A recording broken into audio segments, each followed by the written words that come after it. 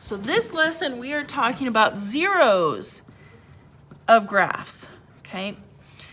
Now zeros are basically, the tip I have is where does y equal 0, okay?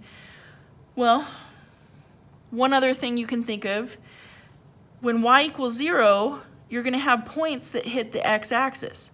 So when y equals 0, we also call these x-intercepts. So it's going to be zeros are x-intercepts of a graph or curve. You know, when we talk about graph, it could be lines, circles, curves, v's. That's what we're talking about.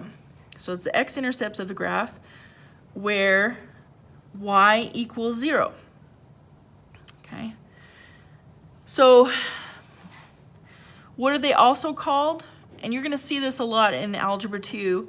Not only are they called x-intercepts, which we're going to use a lot of for Unit 4, but they're also called zeros. That's the vocab that we're dealing with. They're also called roots, and they're also called solutions. Okay. You're going to get into the nuances for these a little bit later, so don't worry about that. Just know that these are all synonyms. So what else are they called? These are the synonyms.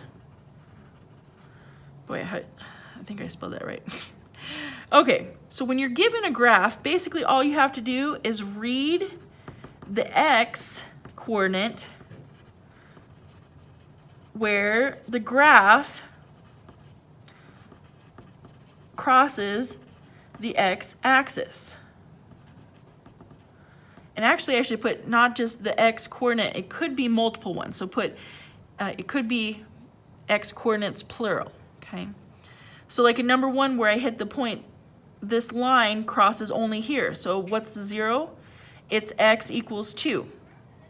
Now we could say the whole coordinate, but the 0 is x equals 2. The actual point is going to be 2, 0. So that's where we're saying that when y equals 0, okay?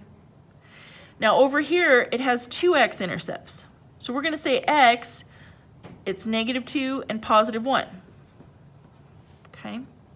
And yeah, we could write the coordinates. So the coordinates of this point is -2, 0, and this is the coordinate of the point is 1, 0. So both of them, again, any point that is on the x-axis, your y is going to be 0. So that's what I was talking about here. And that's how it actually is, the x-intercepts. Later on, which in this lesson, we're going to actually set the y equal to 0 and just solve for x. So we can do it algebraically too. But for graphs, it's actually pretty quick. You just read the x values of the points where it crosses the x-axis. So in this case, it's -3 and +4. Over here, it's going to be -3 and +3.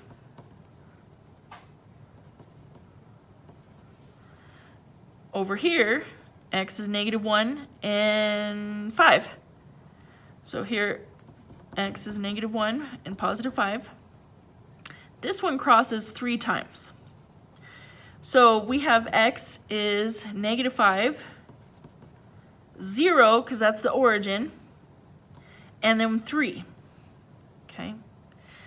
You don't have to do the full coordinates because when they're asking for the zeros, it's just the x value. So maybe I'll put this in print. It's just the x value.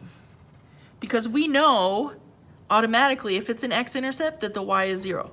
So you don't have to list both coordinates. You basically just list what the x value is, okay?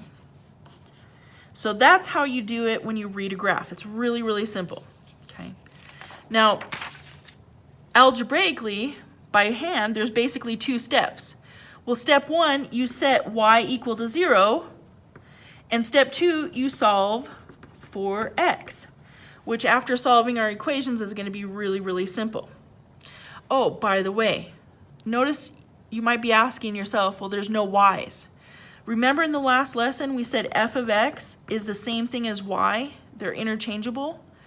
So basically when I say set y equal to 0, you're going to set the whole f of x equal to 0. Because remember, like in the last lesson, f of x equals 4x minus 8 is the same thing as y equals 4x minus 8. So they're interchangeable. Basically all you have to do is set 0 equals the 4x minus 8, and then you just solve it. So we're going to add 8. I don't like having the variable on the left side. It's imperative that you have the variable on the left side with inequalities. I'm just going to switch them. So we know we get 8 on the up here, but I'm going to write it over on the right side, and then I'm going to write the 4x on the other side and just divide by 4. And so we know x equals 8 divided by 4 is 2. So the x-intercept is 2. So if I was to graph this, I know it crosses at positive 2. Okay. Now let's do the fraction together, and then I'm going to have you do 2, 3, 5, and 6 on your own. And then check the answer key. And in fact, just so you know, we're not doing this at all in this video, because with the graphing calculator, we're going to do this in class, because I have a set of graphing calculators, because graphing calculators are not required materials for Algebra 1. So, and it's really, really simple. Basically, I'm going to teach you how to type this into a graphing calculator, and basically what comes up is a picture of the graph, and you basically just read it, and I'm going to show you how to do that on the calculator, where it crosses, and basically it's repeating what you did with 1 through 6. The only difference is you have to type it in to the calculator. So we're going to do that in class. It's really, really simple. But back to number 4. So remember, step 1, you set y equal to 0. You need to get to the point when you see f of x, you read it as y. And so I'm going to put, maybe a little tip or trick, I'm just going to put 0 on the other side. And then I'm just going to solve first by adding 6 to both sides. So we get 2/3 x equals 6. And if you remember when we did our 1-step and 2-step equations where we had an emphasis with fractions, anytime the coefficient is a fraction, we just multiply by the reciprocal on both sides. Because then, in 1 step, we solve for x all by itself, because these completely divide out. When you multiply a number by its reciprocal, it equals 1, or 1x, but we don't have to write the 1. And then, again, as a review, a whole number times a fraction, you put the whole number over 1, you divide the denominator, which is 3, and then you multiply what's left in the numerator. So 3 times 3 is 9, and since we only have 1s, we don't need to write it as a fraction, we just keep it as the integer 9.